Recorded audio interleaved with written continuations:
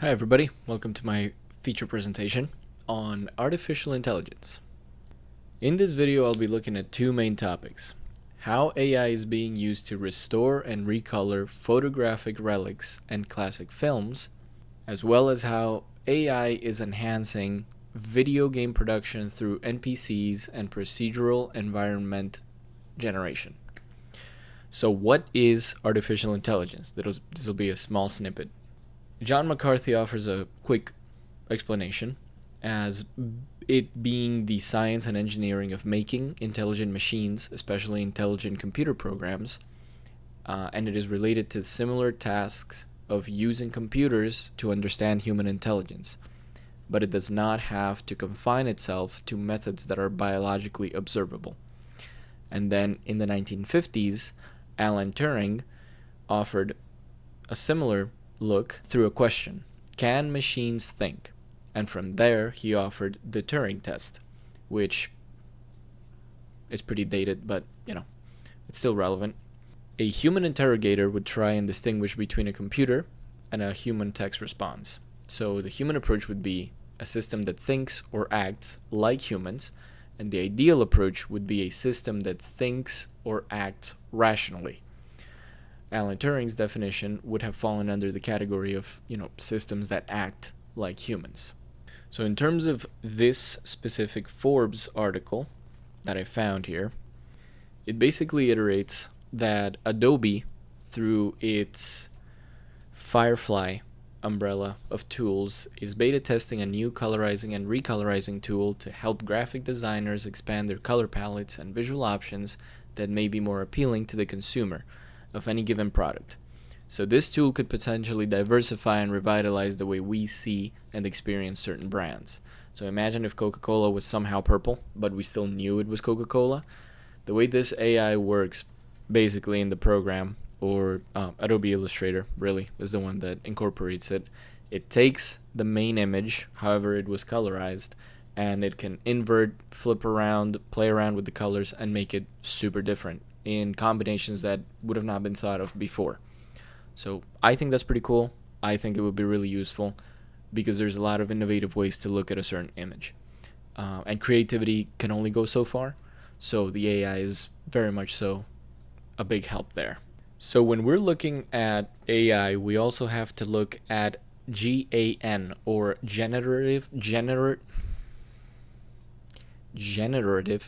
oh my god. Okay, so it's 11 p.m. and I'm trying to record this. This is just a little side note. This is not even like a blooper or anything. I'm just going to include this in the video because I'm there. Generative adversarial network. There you go. And you have a generator and a discriminator. So the generator is a model that's used to generate new plausible examples from the problem domain. And the discriminator is a model that is used to classify examples as real from the domain or fake. So as you can see right here, you input a random vector, and the generator model takes care of having a generated example, something that's fabricated, and then you give it a real example so that this discriminator model learns alongside the generator model, and it's able to distinguish through binary classification if it's real or fake. There's a whole lot of math that goes into this, and I did bother reading it, but then again, who wants to look at this? Here, wait a second. Here we can see how it has procedurally gotten better from 2014 all the way to 2017. This kind of looks like a Bethesda NPC. You know what I'm talking about? Those of you who have cracked open Starfield or Fallout 4 in the recent years. So using the GAN method that we just discussed, you can colorize black and white images with UNet and conditional, and this person used a simplified, in a way, version of the code that was used to grab an image that was in black and white and turn it into what you see here. So the oranges are actually orange, kid here on the skateboard. So all these images originally were black and white, but they were turned into color images using these methods. You basically have a main red, green, and blue channel.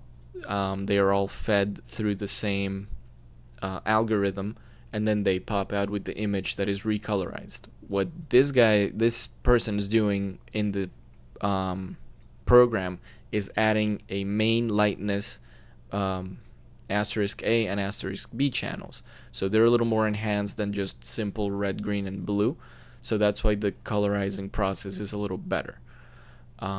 So they propose a way to find a solution to this problem, because colorizing images digitally is not as simple in the early stages of colorizing them as it is now.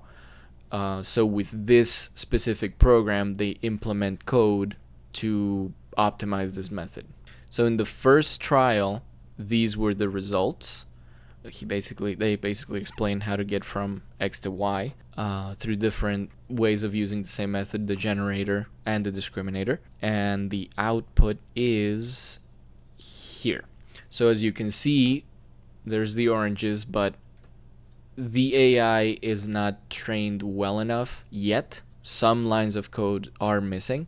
So as we can see here, it kind of looks like a decolorized version of like an original image. Now we all know the Citgo logo is red, but it took the blue from the sky that it auto-generated because of the dark gray, and it turned it into dark blue there. So it's okay, it's cool, it's getting there, but it's not where we want to be. So he uses a new generator, adds a couple lines of code, and putting the model together again, you get the images that we saw at the very beginning. So the link to these processes and all of the code will be attached probably at the bottom of this video, if I can get it there. I'll definitely give it to you, Gina, so don't worry about it. All of these websites will be safely stored in my research. Moving forward to the digital restoration of color cinematic films using imaging spectroscopy and machine learning. So I'm going to read off of the abstract. Digital restoration is rapidly growing, especially in early cinematic films. Intrinsically unstable dye colorants that suffer from irreversible color fading. So basically what this discusses is the classic methodology through which old film negatives were being colorized. They damage the original filmed and film material. For example, the film Casablanca, the first time it was colorized, much of those negatives were damaged through the colorizing methods that they used back in, I think it was the 50s or the 60s that they first colorized it. So you can burn through the image pretty quick, and it's a very delicate and intricate process that's very manual, very analog. So through digital means, what you basically do is the special camera they use here, VNIR hyperspectral camera. It uses a VQ algorithm which utilizes a multi-code book that correlates degraded areas with corresponding non-degraded ones, and it selects reference of specific frames. So it's a much better method to colorize these images that are a little damaged by, it could be as simple as sunlight, but it could be like overexposure or over processing. So here's the best preserved one regarded like the good reference from the codebook. Yellowish hue formed, they just go to explain how each print has been treated with different dyes. And this is the sort of scientific mathematical way through which each codebook is formed from the restored image to the target image right here. So you can see that it is no longer burned and it is looking much better. Now using a whole bunch of math, because we all know physics is super useful, we do comparative analysis based on the first image to the last image. There's a lot of channels you got to go through to get from A to B. But as you can see here, using DaVinci, which I've used to edit much of my videos back in the day, the way the software works is much better than it would be if you were trying to colorize the image. In my view, D3 is the one that's looking the best. And then the RGB original images are here, so you can compare them, and then you can compare them to the RGB codebook restoration results. So here the images got digitally burned, but here in the middle, R3 and D3 are the ones that are kind of looking the best. So here the color technique basically uses the heating measurements of each image, and that's how it determines what color goes where. Just to find a little note on this one. So this work demonstrates that imaging spectroscopy combined with digital unfading machine learning techniques successfully restores historic motion pictures with inhomogeneous fading, obtaining a result which is hard to achieve with a conventional method. Regarding image colorization, again, this program will be available, or this link, under this video. If you want it from me, just ask on Discord. I got you. You upload an image or a piece of, I think video also works here, but I'm not sure. And it'll generate for you a colorized version of it. So it uses JavaScript sometimes, and it also uses Python and Ruby. Never even heard of Ruby, but and C#, which much of us get PTSD with, so good luck out there. Took a look at the timer and it's running at 12 minutes, so I'm gonna try to hurry up. Maybe. Have you been entertaining? I guess I can't ask. Anyway. So we're moving on to the gaming industry. I'm going to skim this article. Video games take an incredible amount of time to create. Likewise, generating entire online worlds takes an immense amount of work. One of the most successful video games of all time, Red Dead Redemption 2, the GOAT, cost $500 million and took almost 8 years to build. Designers built over 1,000 non-playable characters and 30 square miles of world. More than 100 missions, 60 hours of music. Each NPC was designed with a unique personality and appearance and voiced by a voice actor. Yada yada. Another incredibly detailed and enormous game is Microsoft Flight Simulator. Haven't had the chance to play it myself. I've seen a lot of footage. A couple of people I know play it. And in the game, players can fly over 197 million square miles of planet Earth. So here's the interesting part. Microsoft took a different approach to create the game. They partnered with Blackshark.ai to train an AI to create 3D versions of the Earth from 2D satellite images. And they are pretty great. Creating a visual version of every square inch of the Earth's surface would be impossible without AI's help. The collaboration pioneered a new era of collaboration between AI and game designers to generate visual worlds more easily than before. In addition, using AI to generate scenery and set in games, it can also improve a player's experience. So, where I want to get to is not here, right here. No Man's Sky uses AI to expand its galaxy to trillions of planets, each with unique ecosystems, terrain, and weather. The team behind the game built an AI program capable of generating a universe by itself. When the game was released, its universe contained 18 quintillion, big number, of unique planets.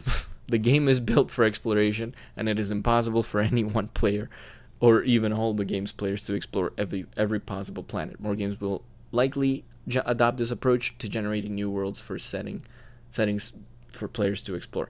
That's my take on it. I feel like so many other developers are going to take that into consideration. So I took the liberty of asking our favorite, ChatGPT, how long it would take to explore all this. 18 quintillion people. It's astronomical, obviously, but it would take that many seconds. Just put it in light years. But it would take 7.12 million light years to explore the entirety of No Man's Sky. That ain't tiny. So to quickly skim and summarize this article, inside the artificial universe that creates itself, written by Rock Moran in The Atlantic. Beautiful image. This was released before the game itself. At that point, it was rather incalculable how big the game would actually be. They, explore the physics of the game and the way it was made. When you're on a planet, you can see as far as, the curvature of the planet. If you walk for years, you could walk all the way around it, arriving back exactly where you started. That is technically and physically true. Nobody's going to do that. Most of the planet is relatively empty, but there are enough minerals and animals and flora to explore that, you keep yourself busy.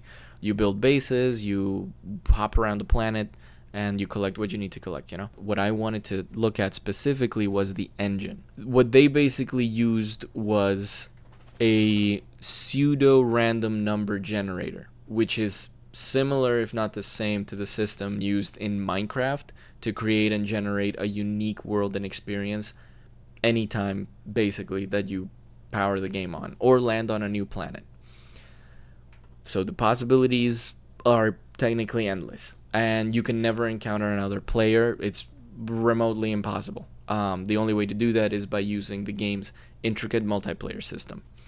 So now that I've wasted everybody's time enough, I'm going to show you some videos.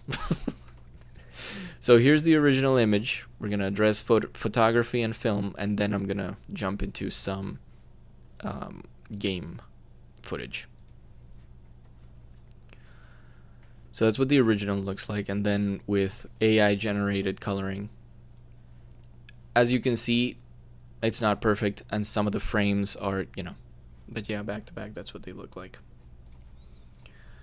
And then this is one through photography, but it's a short snippet of a classic film video. So it uses either progressive interlaced or CG generated video rendering. So this upgrades the way you see and look at the video. Many times it fills in through the generative AI frames that aren't there, because back in the day they used to only go 16 frames a second to 24. Now they can go up to 60, 120, whatever have you. So what the AI does is basically fill in those extra gaps, and then it looks more synchronous. I don't recommend doing this with classic films that are meant to be seen in the 30 or less frames per second, because it kind of takes away from the whole experience. Like if you saw a Charlie Chaplin movie that's not sped up or looks like you took it on like an iPhone video, then that wouldn't make sense. It just artistically, it shouldn't be the way that it functions. This is more for classic footage of like World War I videos or for documentaries. Then enhancing that experience would make sense. But I was speaking about Casablanca before. When that film got colorized, many people gave it backlash, and probably including me, honestly, because I don't believe a film like that should ever be messed with in terms of being colorized. That movie's meant to be a noir film in black and white. One man's opinion, but many people agree with me, so there it is. We're just going to take a look at how they colored this real quick. So basically, from a vast database, it takes up images of what skin is supposed to look like, what hats are supposed to look like, what dresses are supposed to look like, and outfits, and it just plops it on there. So it's very cool. No Man's Sky uses machine learning to create new planets for players to explore endlessly, making it another example of how AI tools are already being incorporated into popular video games. If you've played a video game where levels are generated procedurally, that too is using a form of AI, as developers aren't hand-making these new levels for players to try each time. And in fact, game reviewers have praised games where the AI is particularly impressive, or have called out games where the AI feels lacking. If you've ever encountered a computer-controlled enemy that dodges at the last moment or surprises you with an attack, it's a good chance that it's the work of AI. AI has been a part of games for many years now. It could be as simple as NPCs reacting to your gameplay or an enemy's behavior during battle. AI helps to make moments in games more dynamic. Monster Hunter gives their creatures AI that react to you. They realize when you're vulnerable and take advantage of that. The Nemesis system and the Shadow of Mordor and War games give all the generals unique personalities, and based on your actions, they change their stories thanks to AI. These are just a few examples, but I'm intrigued to see where AI goes next in games.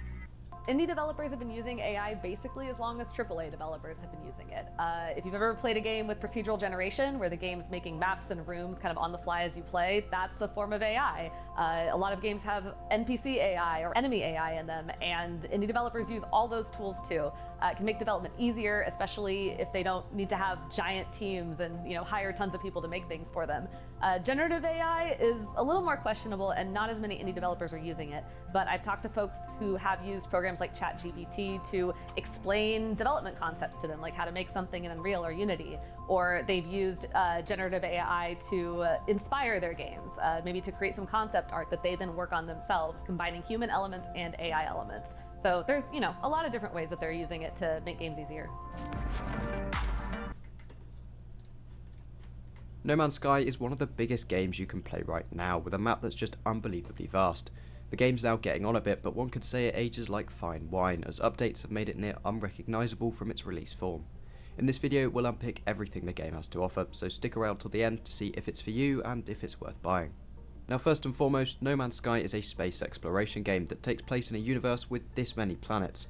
Yeah, that's flipping huge. Survival will also be a key theme throughout your adventures, but especially when you start out. You'll begin stranded on a planet where you'll have to repair your ship and learn the ropes of your life support systems, which you'll need to keep topped up with natural resources. These resources are a big part of the game, being the pillars upon which both the economy and crafting is built upon. More on that soon. First though, here's what you get in terms of story, or maybe what you don't get, because the story element of No Man's Sky isn't very significant. In fact, you don't even get any dialogue. The whole narrative is delivered by text that you'll actually have to read. I know. Don't be fazed though, because A, it's not as bad as you think, and the point that you should really take away is that No Man's Sky has so much to offer that within that you can make it the game you want. There's enough to do that you can mostly disregard any bits you don't enjoy as much, maybe the combat, but there's still sufficient depth left over in other areas that you can really pour your time into them, whether that be the base building, pure exploration, or the vehicles and ships. The developers have even gone so far as to add a customizable gameplay mode, so you can set world parameters based on your playstyle. The pacing is also completely up to you. Once you get through the tutorial bit of the story, you're set up well enough to pretty much do what you want. You can bang out bounty missions, follow the story, or get right to money farming for quick progression. It really is up to you. The multiplayer also does a huge amount for replayability. In fact, replayability is a weird one because it's one of those games where you really just can't keep going. Its graphical offering also doesn't get old. With the game now very well optimized for next-gen consoles, it does look amazing. Yada yada, it's all good. In conclusion, I think AI is a very interesting tool, and I think it can be applied to video games very easily. And I know we saw a little snippet saying the downsides of AI or the negative impacts. They basically addressed how it can maybe take away jobs, just basically fill in for people that really need to work on the stuff that the AI would replace them with. And to that I say, some of the mundane tasks that AI can take care of, we can focus our efforts on stuff that needs to be polished by a human being, like storytelling or generating other ideas that the AI never could think of. There's a lot of limits to what a computer can do, and the limiting aspect of a computer is how we code it ourselves. There's a lot of human input in there. So basically, skill issue on behalf of the computers, humans are better, let's go, But all in all, I do love the fact that I can now colorize images and photographs, especially for my grandmother and my mother. They have a big collection of black and white pictures from way back in the day, and just the fact that I can give them a picture and they can see it in color, their reaction is very heartwarming to me. So that, I think, is priceless and basically trumps any negative connotation that AI could have against colorizing or filling in for old film and photography. And in terms of generating new worlds, I am really excited and look forward to everything it would have to offer. So yeah, hope you enjoyed the presentation. Sorry it ran for like 30 minutes. I hope this is allowed. I'm not sure. I'm gonna ask. And if you have any questions, I may or may not have an answer. And if I don't, I apologize in advance. So take it away, real life Carlos.